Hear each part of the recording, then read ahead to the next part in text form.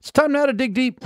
Well, big media is very happy with Joe Biden's meeting this week with Russian President for Life, Vladimir Putin. Joe Scarborough over on MSNBC, he said, I can't think of a more successful diplomatic mission in the 21st century than this one. Wait a minute. ABC's World News Tonight anchor David Muir told viewers President Biden was overly prepared for this. What about all of the summits between Ronald Reagan and Mikhail Gorbachev? Well, that's not the 21st century. That was the 20th century. But how about we're barely into the 21st century. How about the Abraham Accords? That he's referring to the first 21 years? We don't have to go back that far. Let's go back less than a year. The Abraham Accords. That was a diplomatic mission which made historic peace between Jews and Israel and Arabs.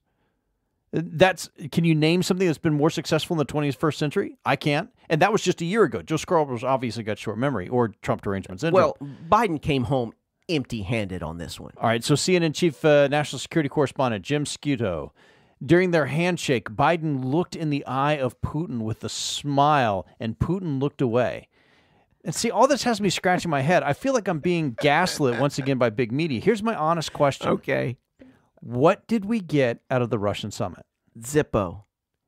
As far as the United States did. And by the way, when Biden looked into Putin's eye and smiled, very frankly, he just may have been passing gas. The Russian media outlined what they thought they got out of the summit. Was that too much? A little bit. We are restoring diplomatic ambassadors. That was one of the things that came out. Trump had kicked out several of the countries, several Russian ambassadors out of the country because of bad things they were doing. Russia retaliated by kicking out some of ours. So Biden had agreed to go back to the status quo.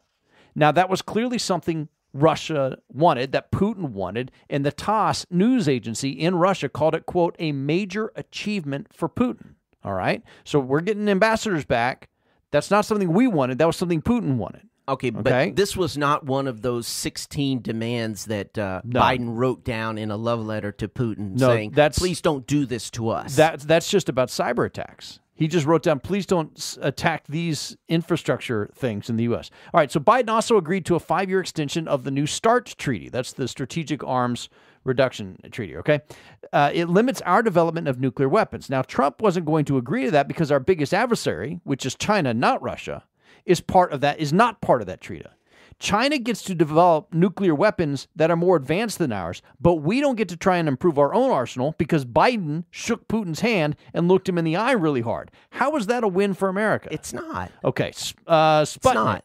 This is a Russian propaganda outlet. Putin comes out looking strong and Biden looks confused. That was their headline. Now, they peddle in propaganda or government-sanctioned lies, but were they wrong in this case? It may be the first time in history they were spot on. Biden had to use note cards to keep up. Putin didn't. Look, best I can tell, based on Biden's statements, his own statements, the best we got is that he threatened to take out Russia's pipelines through a cyber attack if Russia doesn't crack down on cyber attacks coming from inside Russia. That was what he accomplished. But couldn't that threat have been made over the phone? Shouldn't that threat have already been made back when Russia did hack our pipelines earlier this year? Why did we have to have a summit and give Putin some wins in order to issue a threat to his face? I'm going to read an article. This is from MSN.com from before the meeting. This is what they said, what Biden wants from the meeting. Okay? MSN.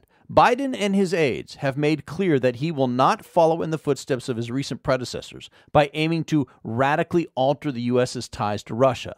Instead, the White House is looking for a more modest, though still vitally important goal to move toward a more predictable relationship and attempt to rein in Russia's disruptive behavior. Did we get that? What makes us think? What makes us think Putin is going to be more predictable tomorrow than he was yesterday based on this meeting? What makes us think Putin is going to be less disruptive? Anything? You know what they could have done if they really wanted to bond is that Putin could have taken Biden horseback riding and they could have ridden shirtless. Oh my God. No, Putin, I do not want to see Biden shirtless. I'm just saying. I'm just saying he's got enough brain damage without falling off a horse. Okay, same article. What does Putin want? The Russian leader isn't counting on a rollback of the crippling U.S. and EU sanctions that have restricted Moscow's access to global financial networks. Putin's task is modest: to spell out Russia's top security concerns and try to restore basic channels of communication. The main red line for Moscow is Ukraine's aspirations to join NATO. So did Putin got those basic channels reopened because we're giving the ambassadors back. And Biden didn't push him on his country's illegal occupation and annexation of parts of Ukraine. And it doesn't look, based upon Biden's statements, that Ukraine's going to join NATO anytime soon. So basically, Putin got everything he really wanted out of this meeting, and he didn't have to give up anything to get it. He didn't have to promise to behave or even admit that he's misbehaved in the past. So what the hell did we get out of this? Well, we didn't get a whole lot, but look, Putin knows that the left is going to do far more damage to this country than anything Russia might even dream of. And I guess big media thinks we're all stupid because this was not the best diplomatic mission in American history.